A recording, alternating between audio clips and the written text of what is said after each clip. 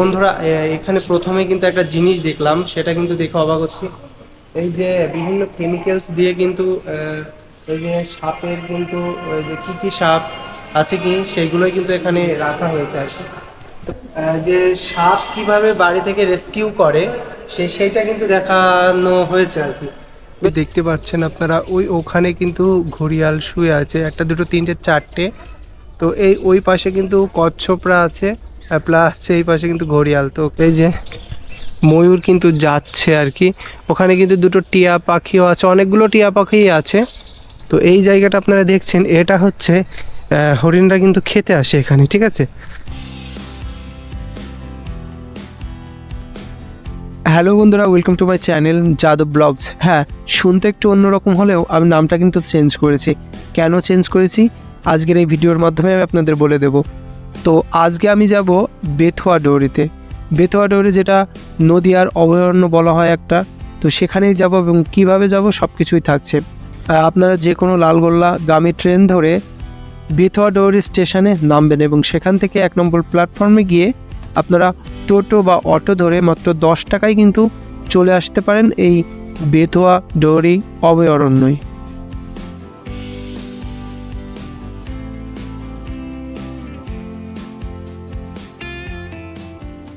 এটা হচ্ছে ticket counter. কোথায় টিকিট কাউন্টারে? তো কাউকে দেখছি না। কোথায়? তো বন্ধুরা এখন টিকিটটা কেটে নিলাম আর কি।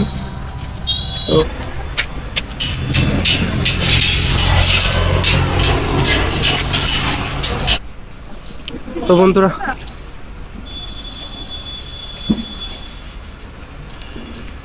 বন্ধুরা ঢুকে পড়লাম। আর এখানে হচ্ছে 100 টাকা করে টিকিট। তো লকডাউনের আগে ছিল 60 টাকা। আর আমি একটা ভিডিও দেখেছি, সেটাতে কিন্তু ভিডিও ছিল মানে টিকিট ছিল 120 টাকা। তবে মনে হচ্ছে 20 টাকা কমেছে আর কি। তো যাই হোক, এখন বাজে হচ্ছে 11টা, আর 11টার সময় আমি চলে এসেছি।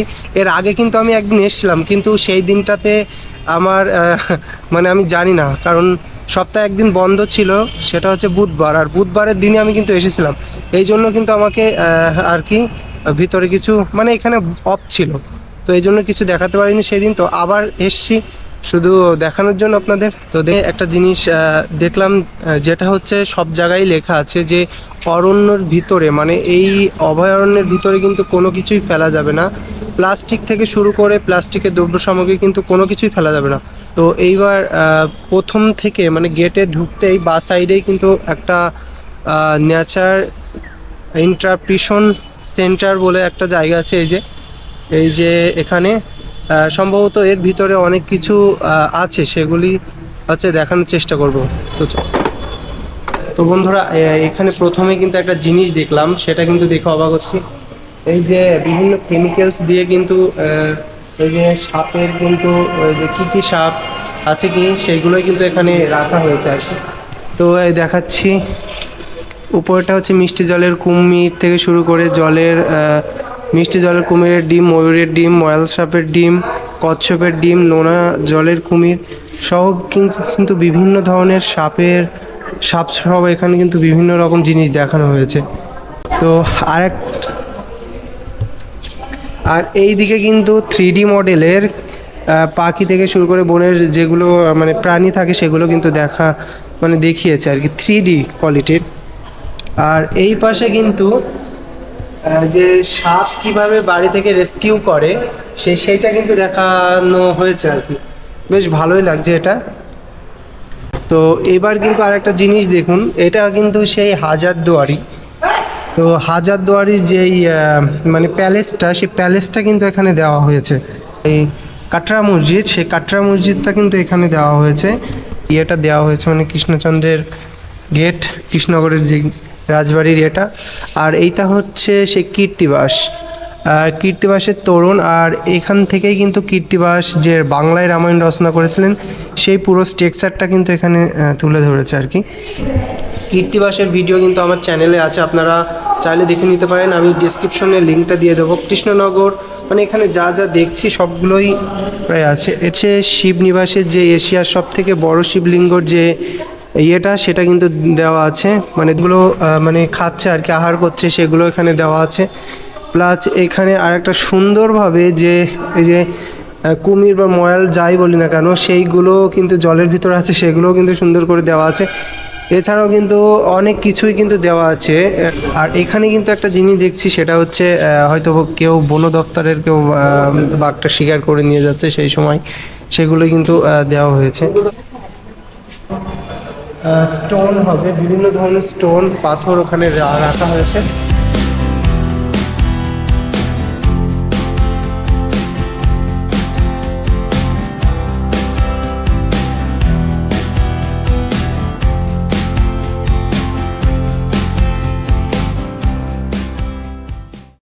নানা রকম পাখি আছে, আচ্ছা। মিউজিয়ামটা আছে যেটা দেখলে। হুম। ফুল গাছ এইগুলো, আর জঙ্গলে নানা রকম গাছ গাছরা আছে। এগুলোই দেখতে পারবো তাই? আচ্ছা। তো বন্ধু শুনলেন তো, মানে দেখি এবার আমি কতটা দেখতে পারি। হরিণ দেখার খুবই ইচ্ছে আছে কাছে থেকে, কারণ এর আগে আমি হচ্ছে আলিপুর চিড়িয়াখানায় গেছি, তবে হরিণটা মানে অত কাছ থেকে দেখিনি, দূরে থেকেই দেখেছি। তো দেখি ভাগ্যে আছে কিনা দেখে। তো চলুন বন্ধুরা দেখে আসি। বন্ধুরা প্রথমে ঢুকতেই কিন্তু আপনারা একটা ম্যাপ দেখতে পাবেন, এই ম্যাপ অনুযায়ী কিন্তু আপনারা ঘুরতে পারেন। এথুয়া ডোরিতে কিন্তু সকালবেলায় সবাই বেশি আছে, কারণ শীতের সকালে বা শীতের টাইমে এখানে কিন্তু টাইম স্পেন্ড করা খুবই খুবই কিন্তু ভালো একটা সময়, ঠিক আছে।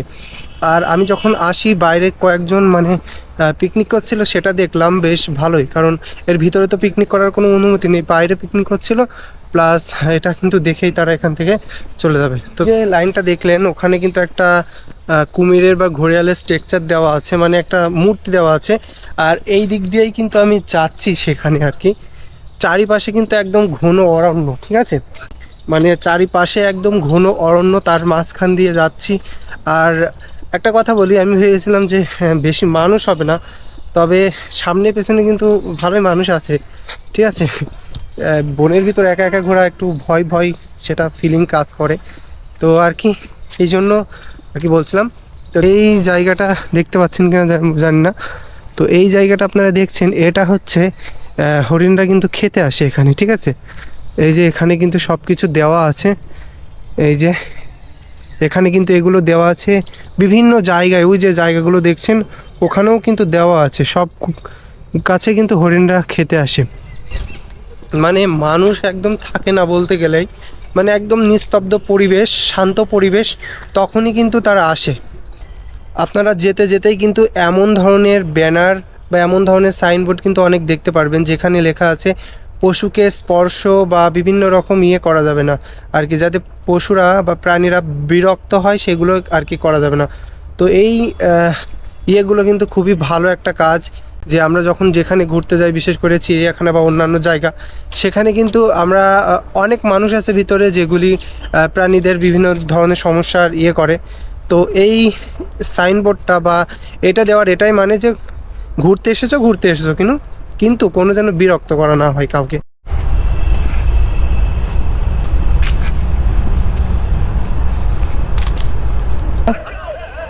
হরিণ কোন দিকে দেখতে পারবো? এদিকে। এখানে কিন্তু সম্পূর্ণই বন, আর বিভিন্ন ধরনের কিন্তু গাছ এখানে দেখতে পাচ্ছি, বিভিন্ন টাইপের গাছ, অনেক বড় বড় গাছ কিন্তু এখানে দেখতে পাচ্ছি। তো চারিপাশে কিন্তু শুধু জঙ্গল, আর মাঝখান দিয়ে কিন্তু শুধু হাঁটার রাস্তা আর কি।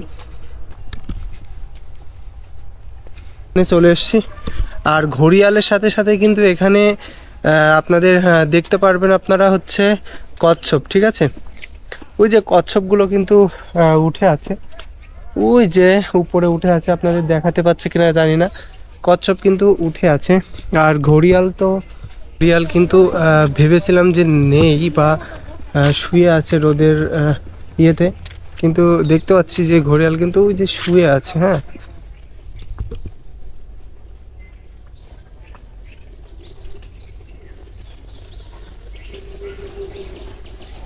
তো বন্ধুরা ওই যে দেখতে পাচ্ছেন আপনারা, ওখানে কিন্তু ঘড়িয়াল শুয়ে আছে, একটা দুটো তিনটে চারটে। তো ওই পাশে কিন্তু কচ্ছপরা আছে, প্লাস সেই পাশে কিন্তু ঘড়িয়াল। তো কাছে কিন্তু যাওয়ার ইচ্ছে ছিল, কিন্তু ওখানে কিন্তু ইয়ে দিয়ে দিয়েছে, যার কারণে কিন্তু অত দূরে মানে কাছে কিন্তু যেতে পারবো না। হ্যাঁ চলে নিচে আছে। হরিণটা দেখতে পেলাম, এর আগে হরিণ এখনই দেখার সুযোগ, এরপরে লোক ঢুকে গেলে আর হয় না। দেখতেই তো পেলাম না। যাবেন আস্তে আস্তে যদি দেখতে পান। কুমির সংখ্যা কত আছে মোটামুটি? 300 আছে। 300-র মধ্যে একটাও দেখতে পেলাম না। 300-র জন্যই তো আজকে রেটটা বাড়িয়েছে না, হরিণ কমে গিয়েছিল। অন্য বলে আগে প্রবেশ হতো তো, এখন আর স্টপ, এখন হরিণ বেড়ে গেছে, 120 পিস চলে গেছে বাইরে। কুমির আছে এখানে না শুধু ঘড়িয়াল? ঘড়িয়াল আচ্ছা। ওই যে 4 পিস আছে। তো বন্ধুরা শুনলাম কিন্তু একটু আগেই একটা ওখানে দাদা ছিল যে মানে হরিণ কিন্তু সচরাচর যখন ঘুরে বেড়ায় তখন কিন্তু সবার চোখে আর কি পড়ে না আর কি। তো এই জন্য হয়তো বা অনেকেই দেখতে পান বা অনেকেই দেখতে পান না আর কি, কিন্তু বেশিরভাগ আপনারা শুধু গাছই দেখতে পারবেন, গাছই দেখেই যাচ্ছে আর কি। তো যাই হোক, অজগর টজগর তো একটু সামনে পড়ছে না, পড়লে নয় দেখতাম যে কেমন। তবে পরিবেশটা কিন্তু একেবারে সুন্দর, পাখির আওয়াজ থেকে শুরু করে একদম মানে সুন্দর একটা পরিবেশ আর কি। মানে এখানে আসলে আপনার মনে হবে যে অন্য জায়গায় চলে এসছে একটা, মানে একদম কি বলবো। আর এই ফরেস্টের পাশেই কিন্তু হচ্ছে মেইন রোড আর কি। তো বহরমপুর আপনার যে NH-12 সেই রোডটার পাশেই, ঠিক পাশেই কিন্তু এই বেথুয়া ডোয়ারি আর কি। তো হরিণ টরিণ তো কোথাও দেখতে পাচ্ছি না এখানে, তো তেমন ভালো কিছু আমি দেখতে পাচ্ছি না বা আমার চোখে এখনো পড়েনি। তবে যাই হোক, আমার যদি সামনে যদি ময়াল হইতে সাবধান, ঠিক আছে? ময়াল আমার সামনে তো একটা পর, তারপরে তো সাবধান। একটা সাপও যদি সামনে পড়তো তাও না একটা দেখে খুশি হতাম আর কি। তো এখন তো কিছুই সামনে নেই আর কি, মানে পুরো আর কি বলা যায় যে রাউন্ড দিয়ে ঘুরলাম, ঘুরে চলে এলাম, ঠিক আছে? তো এখানে এই ফরেস্টটাতে আরও অনেক কিছু রাখার ব্যবস্থা যদি করা হয় আমি মনে করব ভালো, কারণ এত বড় একটা জায়গা, সেই জায়গার তুলনায় কিন্তু এখানে যে প্রাণীগুলো আছে খুবই সামান্য কিছু, ঠিক আছে? তো আমার মনে হয় যে এত বড় একটা ফরেস্ট, তারপরেও নাম করা একটা ফরেস্ট, এখানে যদি নতুন কিছু রাখা হয়, নতুন কোনো কিছু প্রাণী এখানে ইয়ে করা হয়, আশা করি ভালো হবে আর কি। হ্যাঁ এটাই লাস্ট। হ্যাঁ, এটা দিকে সামনে মিউজিয়াম আছে। আচ্ছা বন্ধুরা, চলে এলাম এবার কিন্তু পাখি টাখি যেখানে আছে আর কি। তো বিভিন্ন ধরনের পাখি এখানে আছে আর কি। আর এখানে দেখতে পাচ্ছি বিভিন্ন ধরনের প্যারট আছে, যেগুলি হচ্ছে বাইরের প্যারট, আর ময়ূরও কিন্তু এখানে দেখছি। তোরা এবার চলে এলাম কিন্তু পাখিদের কাছে। তো এটা কিন্তু আর একটা আকর্ষণীয় জিনিস, যেটা কিন্তু আপনাদের বলেছিলাম। এখানে তেমন কিছু কিন্তু আমি দেখতে পাইনি, অবশ্য হরিণ টরিণ দেখার ইচ্ছে ছিল কিন্তু দেখতে পাইনি। তো আর একটা জিনিস দেখায় আপনাদের, এখানে কিন্তু নীলগাই আছে, ঠিক আছে? তো একটাই নীলগাই আছে, এই যে এখানে দেখছি, এই যে ওখানে কিন্তু একটাই নীলগাই আছে। ময়ূর কিন্তু যাচ্ছে আর কি, ওখানে কিন্তু দুটো টিয়া পাখিও আছে, অনেকগুলো টিয়া পাখি আছে। আয় গোনা, মানে বেশি কয়েকটা না, তবে হাতে গোনা কিছু পাখি কিন্তু এখানে আছে। ওই 5 থেকে 7 রকমের পাখি কিন্তু এখানে আছে। তবে যেটা দেখলাম যে এটা ইমপ্রুভ করা দরকার আসলেই, কারণ এত বড় একটা ফরেস্টের জায়গায় একটু ইমপ্রুভ করলে আশা করি পর্যটকও ভালো হবে, প্লাস এখানে ঘুরেও কিন্তু অনেক মানুষ মজা করতে পারবেন, ঠিক আছে? তো বন্ধুরা, অনেকের কিন্তু এর ভিতরে ঢুকতে দেখলাম, তো আপনারা কিন্তু এই ভুলটা করবেন না। এখানে ভিতরে ঢুকলে কিন্তু কর্তৃপক্ষ যদি জানতে পারে তাহলে কিন্তু আপনাদের কঠোর ব্যবস্থা নিতে পারে আপনাদের উপরে। আর তারপরেও একটা কথা, এখানে কিন্তু অনেক সাপ ছাড়া আছে, যেগুলো আমাদের বললো যে মানুষের ভয়তে আসে না, তবুও যদি সামনে পড়ে যায় তারা কিন্তু বাস্তা আপনাকে কিন্তু ফুস করবেই। তো যাই হোক বন্ধুরা, আমি একটা কথা বলতেই ভুলে গেছি, সেটা হচ্ছে আমি আমার চ্যানেলের নাম কেন পরিবর্তন করলাম সেইটা। তো আমার বেসিক্যালি আগে যে নামটা ছিল ব্লগার যাদব 2.0, তো ওটা আমি চেঞ্জ করে রেখেছি যাদব ব্লগস। তো যাই হোক, ওটা চেঞ্জ করার পেছনে কিছু কারণ আছে, সেই কারণগুলো আমি বলছি বেসিক্যালি। কারণ আমি যখন ওই নামটা দিয়ে সার্চ দিতাম তেমন একটা খুঁজে পাওয়া যেত না, আর অনেকেই খুঁজে পেতো না, যার দরুন কিন্তু অনেকটা প্রবলেম হতো আর কি। এই জন্য আমি কিন্তু নামটা চেঞ্জ করেছি, যেটার যাদবের ওয়াই স্পেলিংটা ছিল সেটা কিন্তু আমি যে দিয়েই করে দিয়েছি আর কি।